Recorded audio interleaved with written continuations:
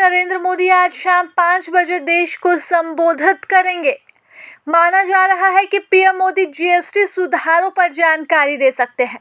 इसके साथ ही कल यानी कि 22 सितंबर से नवरात्रि की शुरुआत हो रही है। इसे लेकर भी पीएम मोदी चर्चा कर सकते हैं। हालांकि उनके संबोधन को लेकर कोई आधिकारिक बयान नहीं आया है। बता दें कि सरकार ने जीएसटी 2.0 के तहत कई उत्पादों पर जीएसटी की दरों में कमी की है।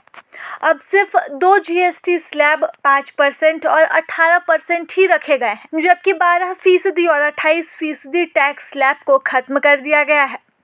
12% स्लैब में शामिल ज़्यादातर प्रोडक्ट्स को 5% स्लैब की कैटेगरी में रखा गया है, जबकि 18% वाले ज़्यादातर प्रोडक्ट्स को 18% स्लैब में रख दिया गया है।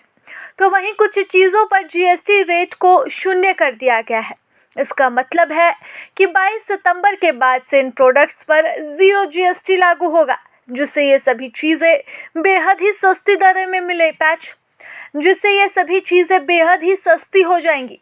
अब पीएम मोदी का ये संबोधन ऐसे समय हो रहा है जब पिछले कुछ महीनों में अमेरिका के साथ भारत के संबंध तनावपूर्ण हो गए। इसका कारण अमेरिका द्वारा रूस से तेल खरीद पर भारत पर 50% का टैरिफ लगाना है, जिसमें 25% अतिरिक्त शुल्क भी शामिल है। साथ ही ट्रंप प्रशासन ने नए H-1B वीज़ा आवेदनों पर सालाना शुल्क बढ़ाकर लगभग 88 लाख रुपए कर दिए हैं, जिससे भारतीय खासकर H-1B धारकों में चिंता और अस्थिरता भी फैल गई है।